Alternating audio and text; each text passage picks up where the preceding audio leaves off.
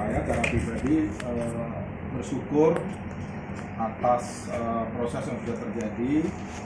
Ada rekonsiliasi dan tadi kita menyaksikan Ustadz Tajul berpelukan dengan para kiai di Sampang. Itu hal yang sangat penting dan harus kita syukuri. Dan kami juga ingin memastikan bahwa proses yang terjadi hari ini itu adalah proses yang dipilih sendiri oleh Ustadz Tajul, tidak ada pemaksaan dari siapapun, dan itu buktinya masih ada beberapa orang yang tidak ikut dengan Ustadz Tajul dan itu pun nggak ada masalah.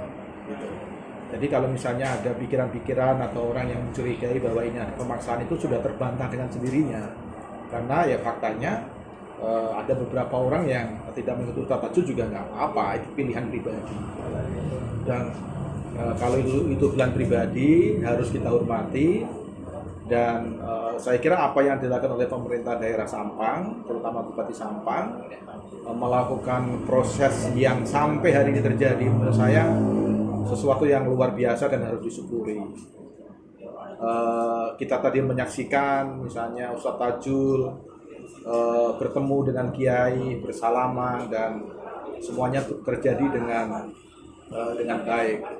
Jadi itu yang pertama. Yang kedua, tentu setelah ini proses-proses kultural, membangun silaturahmi antara Ustadz Tajul dengan para kiai, membangun komunikasi, itu menjadi sesuatu yang sangat penting.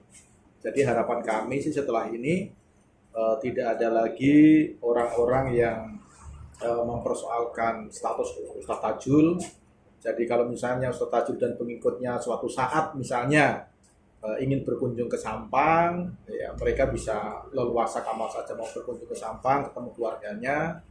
Atau kalau misalnya ada yang meninggal, misalnya pengikutnya Ustadz Tajul yang meninggal, ya harapan kami bisa diterima dengan baik. Dan apa yang tadi kita saksikan bersama di Pendopo Kabupaten Sampang, saya kira menggambarkan kebesaran jiwa semua. Kiai-kiai Sampang besar jiwa, kemudian Ustadz Tajul juga mempunyai kebesaran jiwa yang luar biasa, sehingga proses ini terjadi.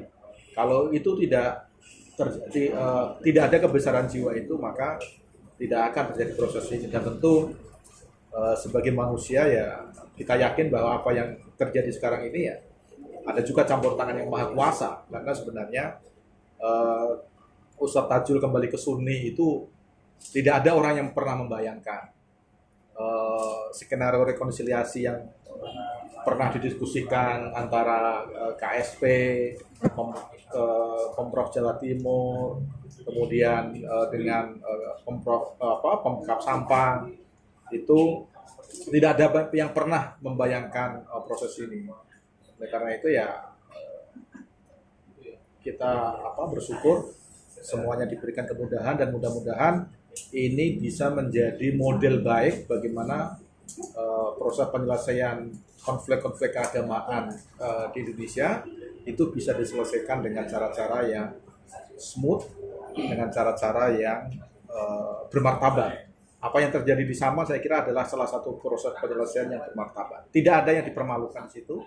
Kiai-kiai Sampang dihormati sedemikian rupa, kemudian Ustadz Tajul dan pengikutnya juga diterima dengan luar biasa. Saya kira itu catatan penting dan menjadi sejarah penting di Sampang. Instruksi khusus sih enggak, tapi Presiden selalu menegaskan bahwa orang-orang yang melakukan tersingkir dari negerinya, tersingkir dari tempat tinggalnya, yang masih pengungsi itu harus diselesaikan. Dan Presiden selalu mengatakan tidak boleh ada orang yang tertinggal dalam proses pembangunan. Tidak boleh ada seorang pun yang menjadi korban dari proses pembangunan. Nah, termasuk teman-teman yang ada di pengungsian sejauh ini, kita perhatikan betul supaya hak-haknya itu terlindungi, kemudian mereka juga mendapatkan misalnya jaminan pendidikan untuk anak-anaknya juga harus dijaga dan kita perhatikan.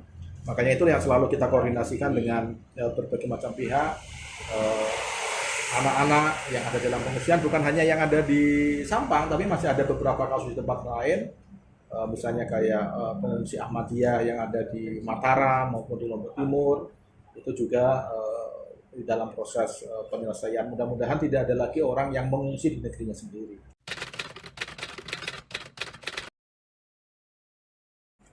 Ya, saya nggak tahu itu urusan bupati lah. Ya, memang dalam situasi yang kayak gini ini memang dibutuhkan pemimpin yang seperti itu ya, mengambil terobosan-terobosan yang berani mengambil risiko, termasuk misalnya kalau proses seperti ini itu menunggu misalnya harus ada anggaran yang dulu pasti sulit terjadi gitu. Tapi apa yang dilakukan oleh bupati kan ya saya nggak tahu uang dari mana beliau habis berapa saya juga nggak tahu, tapi saya kira bupati sudah mengorbankan banyak hal ya, mengorbankan pikiran dan mungkin juga uang dari beliau segala macam, dan di daerah yang seperti Sampang ini tampaknya model kepemimpinan seperti beliau itu yang dibutuhkan sekarang. Jadi untuk saat sekarang saya kira Sampang mempunyai pemimpin yang cocok untuk menyelesaikan persoalan yang dihadapi sekarang. Saya nggak tahu nanti ya, tapi untuk saat sekarang saya melihat beliau orang yang cocok.